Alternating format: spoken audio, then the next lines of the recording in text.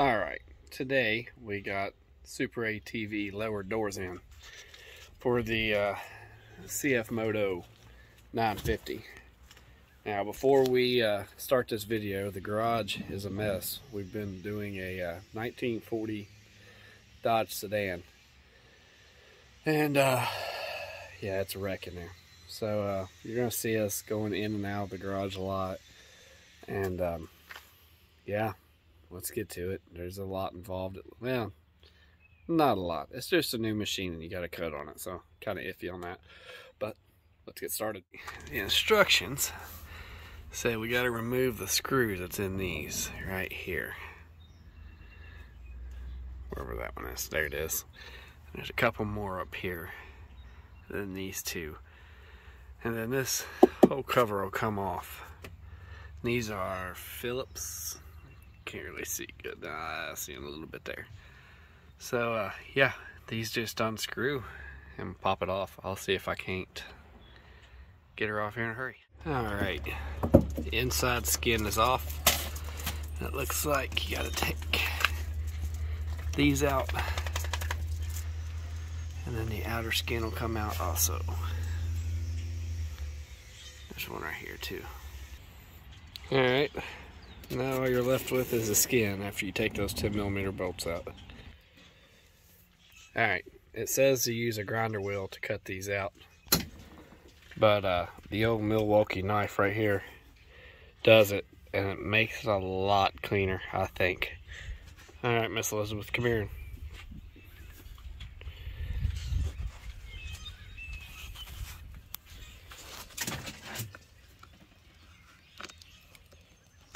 The other ones will just cut straight down the sides. Try to get to the turn. And then just score this pretty good a couple times. And then press down. Boom, you got it. And you ain't got to use a cutting wheel.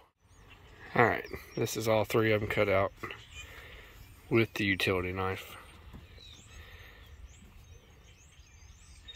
We also got to do the inner door panel also. Alright, this is your inner door. This one here is a little weird because you got to cut on the side also. There it is. And then the next step is to put the outer skin up there on the hood back onto the machine. Alright, we've got the outer skin back on. Once again, it's just those little 10mm bolts right here. And now we're going to fill this hole first, it says. That was with this plate. Just got to kind of figure out how it goes. Yeah.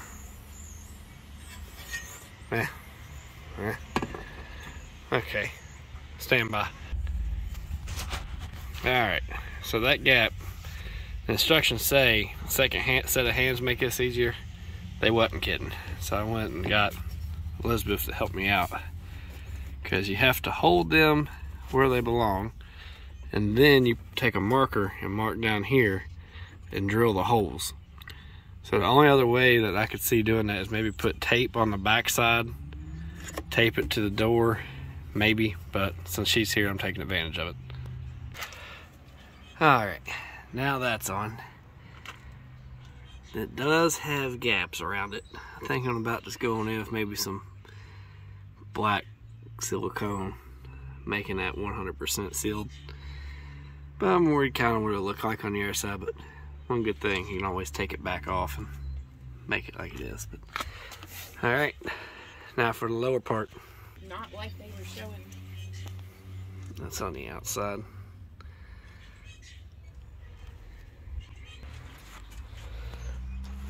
We got the lower portion on. You gotta use these spacers to fill in that gap. And you got a nut in behind here. These are 13mm. And they're Allen key on the bottom. So now we just gotta put inner skin on. They're wanting us to put a bump stop, like right here, so when your door closes, it hits it. But I don't think I'm gonna do that because your foot goes in right here, and I'm clumsy as it is. So I think I'm gonna deal with some rad on. It's done. See some gaps there. These do not seal the best. Well, it's kind of one of those things where we was needing it right away to go on a ride we got coming up. That one. So I'm gonna try to figure something out. I don't know what that's gonna be just yet. Maybe some like black hose, or I don't know. But they're aluminum. They're not plastic. And I would call Superatv a local store for us. So, but they're on. Now to do the same side or same thing over on the passenger side. Get that done.